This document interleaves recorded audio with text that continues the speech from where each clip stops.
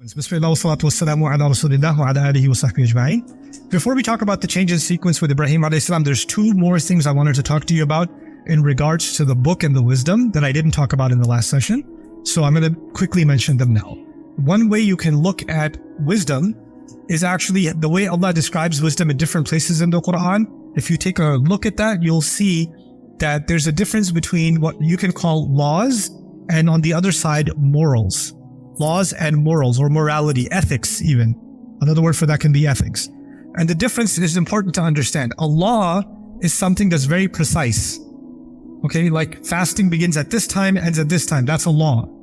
The salahs are at kitab al-mawquta. That's a law. It's specific.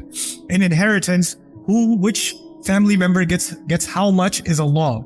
So laws are very specific. Another distinguishing factor with some laws is that laws, when you break them, are punishable.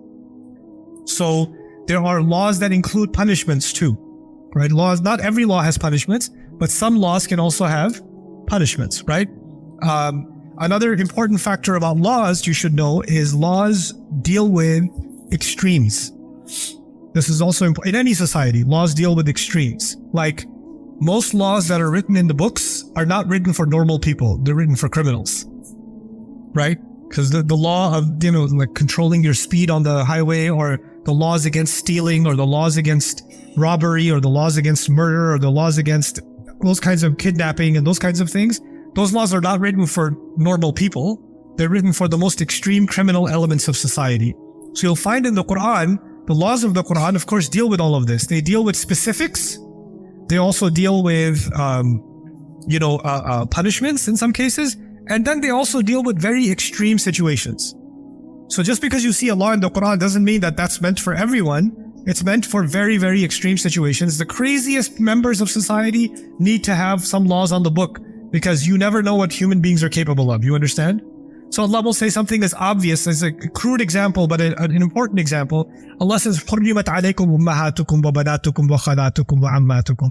Like, it's haram for you to marry your mothers and your aunts and your daughters and Allah says that. But obviously, it's obvious for the vast majority of humanity, but some psychos are out there that need to be punished if they have some sickness like that. You understand? So the laws have to be there to prevent those kinds of extremes and to actually be able to punish those kinds of extremes if they happen. Anyway, so that's a little bit about laws. But let's talk about wisdom. And I said this time wisdom, you can look at it as morality, right? So an example of wisdom in the Quran is وَلَا تَمْشِي فِي الْأَرْضِ مَرَحًا. Walk on the earth with humility. Don't walk on the earth with pride. How do you know if somebody's walking on the earth with pride or walking on the earth with humility? You can't have some Islamic police check, hey, humble your walk. No, I'm not walking with swag. I have a swollen foot. That's why I'm walking like this. That's not my gangster walk. That's just, I have an injury, right? You can't check if somebody's walking with pride. So one of the first things you should know about morality is you cannot immediately catch someone doing it, or it's pretty much never punishable. You could obey the law and still be very immoral. You could be a very unethical person. Allah says, for example, don't raise your voice. In Surah Luqman, a passage on wisdom, Allah says, وَغْضُبْ مِنْ صَوْتِكَ إِنَّ أَنْكَرَ الْأَصْوَاتِ لَصَوْتُ الْحَمِيرِ. Lower your voice. The ugliest voice is the braying of a donkey.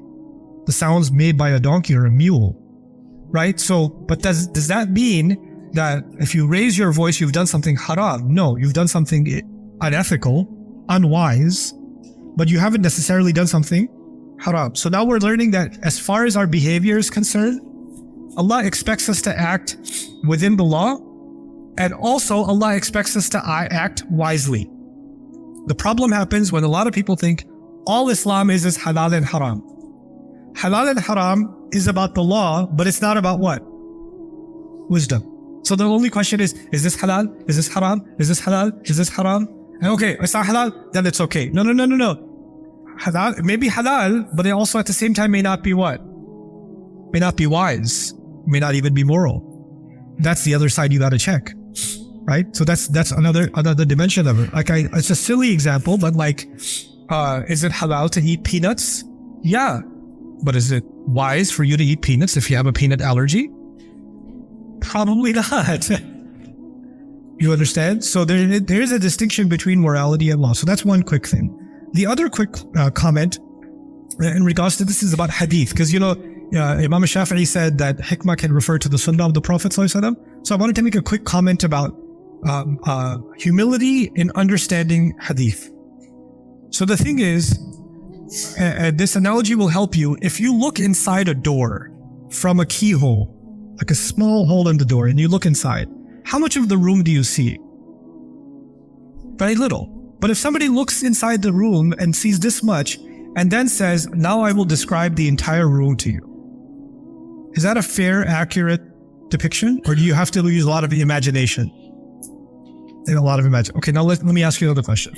If two people are talking about, like, let's say me and some other young man are talking, and he says, I have a problem with my brother, he's this, he's that, he beats me up or whatever. I'm talking to him. I say, you know what, sometimes you should fight back a little bit or something. And you walk by and you heard 3 seconds of that conversation. Okay? You don't know the beginning of it, you don't know the end of it, you know the middle 3 seconds. Is it accurate for you to take the 3-second conversation and then say, inspired by Ustad Nouman, I think anytime you meet your brother, you should beat him up?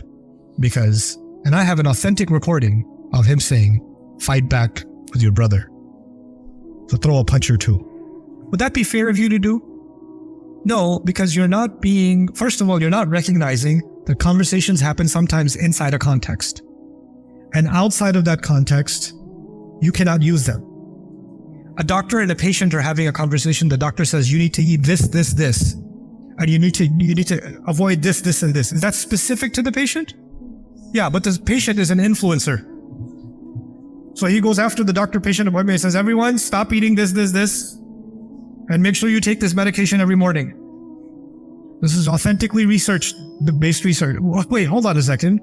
You can't tell everyone to do that because that was specific prescription for who? For you. You understand?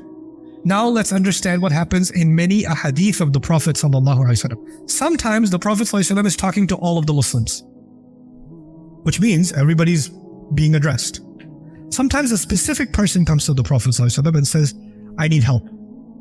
Help me with this situation or that situation. And you'll find many ahadith where a person comes to the Prophet ﷺ and talks to him.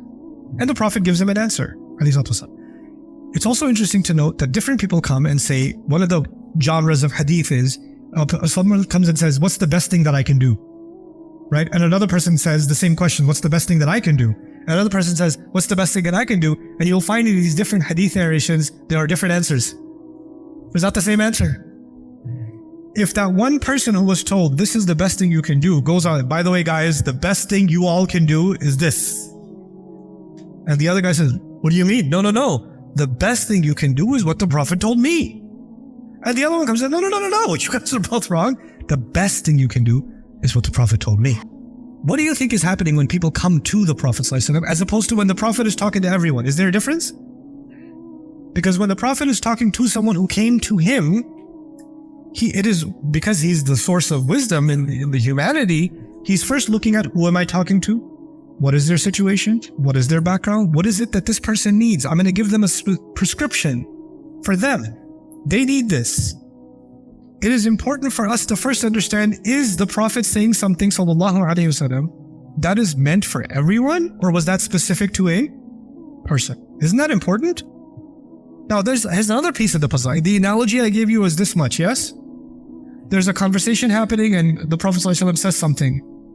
And you're like, oh, there's a hadith. He said this. Like, is this part of a larger conversation? Who was this conversation being had with? Did he have this conversation with other people? Do we know the whole picture or do we know this much? If you read that hadith of the Prophet ﷺ, it might take you 3 seconds to read the entire hadith. Do you think the conversation was just 3 seconds? Could the conversation have been 5 minutes? Could it have been 10 minutes? Could it have been over multiple days? Is that possible? Is there a lot we don't know? Yeah. And this is where just Googling, oh, I found a hadith, it's in Bukhari and in Muslim, or it's in Abu Dawud or Ibn Majah, and therefore that we should all do this. Hold on a second. You're thinking that the moment you find the letter, you've got it figured out. The Muslims historically never did this. This is a new phenomenon in the last century. For the religion's been around a long time and nobody simply just took a hadith and said, this is what we're all going to do. Nobody was doing this. But because we have now, it's the age of information, we have access to the glimpse of the conversation of the Prophet ﷺ. This is the difference between the hadith narration and the faqih. What does the faqih do? The faqih says, the Prophet said this, ﷺ, but let's find out who he said it to. Let's find out when he said it. Let's find out where he said it. Let's understand the larger context, because without it, we might come to the wrong conclusion. Is that possible? Yeah, it's very possible. It's very possible you might come to the wrong conclusion. And it's also very possible that he was dealing with a very specific case and you pretend that you're dealing with, this is about everyone. The reason I'm telling you all of this is nowadays we hear a lot of people say, oh, you have to follow the Quran and the Sunnah. And what they mean by Sunnah is Google whether there's a hadith or not. Right? That's not Sunnah. That's a hadith. And to understand how that hadith was applied so that you understand the Sunnah is the next step. You can't just look at a hadith and say, now I know exactly what to do. You understand? And there are other issues too. Like if the Prophet ﷺ says something, then of course the Sahaba are the ones that are listening. And if they, like I'll give you a silly example, even though I'm not a fiqh person, but I discuss fiqh with scholars and colleagues and things. The Rasul ﷺ says, grow the beard. He says, grow the beard. Okay, fine, grow the beard. That's what the Rasul said. How much should I grow it? When should I cut it? How much should I cut the mustache? What's the length of it? These are technical questions, right? Well, one way you can go about it is you could say, I found one Sahabi who had this much beard. Or I found one, but then you might take Imam Malik's approach. He says, let's look at how people in Medina have their beards, because they're the people that lived inspired by the Prophet ﷺ in the first generation. Or even Abu Hanifa might say there are hundreds of Sahaba that live in Kufa, because Ali radiallahu anhu made the capital of Islam, Kufa in Baghdad, right? And there's hundreds of companions that live there. Let's look at their beards before we decide to set a rule on how long beards should be. That's pretty logical because the Sahaba wouldn't be disobeying the Messenger ﷺ. But if you don't know that background, because this is the fuqaha discussing it, you don't know that background, you just say, hey, there's a hadith, it says grow. It didn't say stop growing. So keep on going, bro. Just keep on growing. And cut. It didn't say when to stop cutting, so you keep on cutting. Right? To me, that's a problem. To me, that's an issue. Because it's not just about citing, oh, where's your Dalil, brother?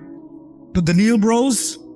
Okay? But the thing with the Dalil approach is we're not looking at the actual context, which is هذا يخالف الحكمة. This is against wisdom. And this is wisdom that the early Muslims had. And this is something that you should become more humble to. Like when somebody when somebody tells me a hadith of the Prophet ﷺ, my first reaction is, I don't know yet. That's honestly my first reaction. I need to know more. Where did this come from? How was this understood? What other, narrations are around this? What is the background to this? Who are the people involved? Let me get a little bit more than this before I say I know. Because knowing this much and claiming this much is arrogance, in my opinion.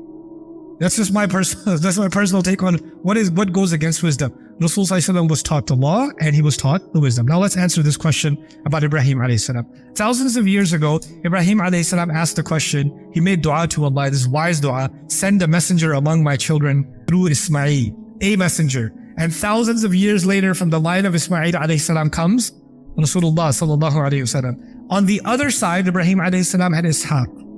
Ishaq is a prophet alayhi salatu. Ishaq alayhi salam gives birth, in his family there's Yaqub, who's a prophet. Yaqub has a child named Yusuf, who's a prophet. And Rasul tells us, كُلَّمَا هَلَكَ نَبِيٌّ خَلَفَ نَبِيٌّ. Every time a prophet died, another one took their place among the Israelites. So their side, the Ishaq part of Ibrahim's family, prophet, every time. Until Jesus, until Isa. And even when Isa was there, another prophet was there with him, Yahya. So they were there together. There were two at the same time. Or even Musa wasn't alone. Musa was with who? Harun alayhi salam. And there were other, if they were from the Israelites, the ones mentioned in Yasin, there were three messengers at the same time. فَعَزَّزْنَا بِثَالِثٍ. Even three messengers at the same time. So that happened. Now, on the Ismail side, Allah says, Ibrahim alayhi salam asked for how many messengers? رَبَّنَا وَابْعَثْ فِيهِمْ رَسُولًا. One messenger. So Ismail thousands of years. And then Rasulullah sallallahu alaihi wasallam. But from the line of Ishaq, when Musa alayhi salam was given the book, I read the passage to you from Surah Al-A'raf. Allah told Musa alayhi salam and the 70 leaders, look out for an-Nabi al-Ummi. Nabi al-Ummi. And this is important in Surah Al-Baqarah. In Surah Al-Baqarah, Allah says that Ibrahim alayhi salam gathered all of his children. Yaqub alayhi salam gathered all of his children. By the way, another name of Yaqub is Israel. This is really important. Another name of Yaqub is what? Israel. So when he gathered his children, these were the children of Israel. Literally, Bani Israel, the children of Israel. When he was dying, he said, who will you worship? And what will you worship after I'm gone? La ta'buduna min ba'di. Surah Al-Baqarah. Here's what they said. Na'budu ilahaka wa ilaha abaika Ibrahima wa Ismaila wa Ishaqa. We will worship your God and the God of your fathers, Ibrahim and Ismail and Ishaq. Who did they acknowledge as one of their fathers? Ismail. Later Israelites dismiss Ismail. He's from the cursed line. He's not really a son and all of that. But when Israel himself, alayhi salam, was dying and he asked them, what will you worship after I'm gone? They referred to Ismail before they even referred to Ishaq, because he's their older uncle. He's older than their dad. So they went in age order, Ibrahim, Ismail, and then Ishaq. And from the line of Ismail eventually comes Rasulullah sallallahu alaihi wasallam. This is why the Quran says they know him like they know their own children.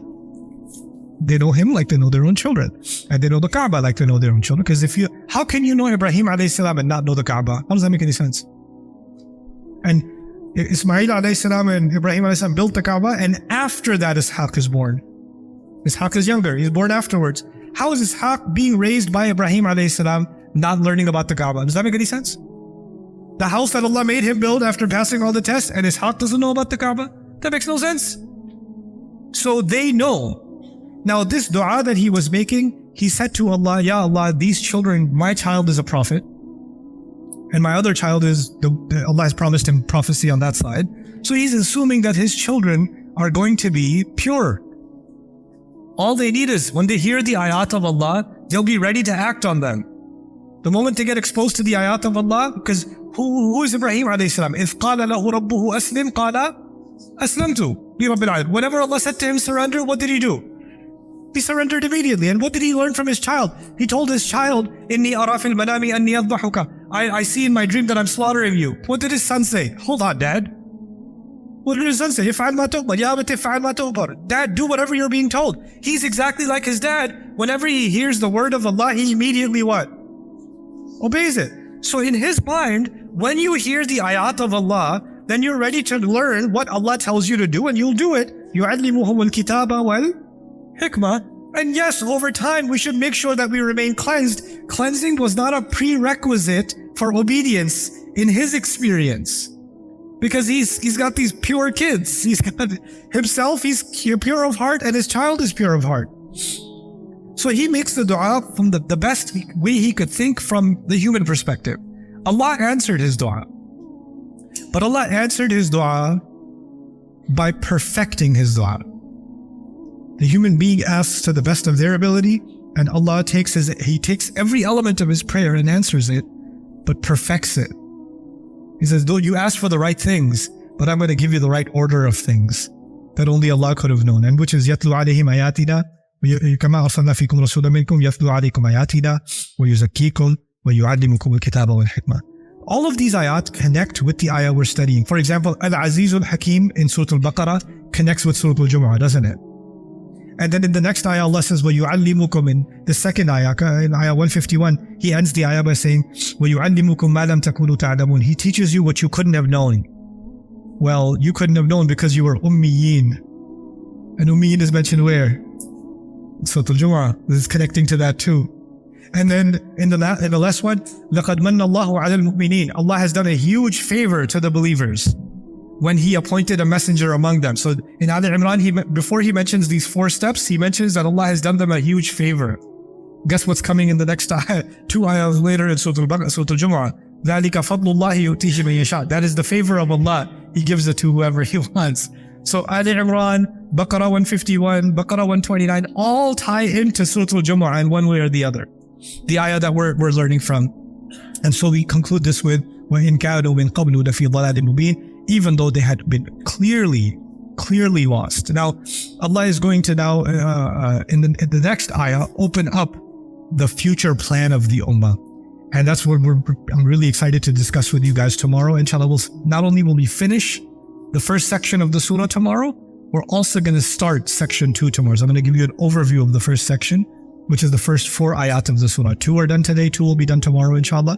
And then we will get an overview and begin the parable portion of the surah. So that's my dars for the day. Barakallahu li wa lakum fil Quran al-Hakim. Wa nafa'ani wa iyyakum bil ayati wa dhikr al-Hakim.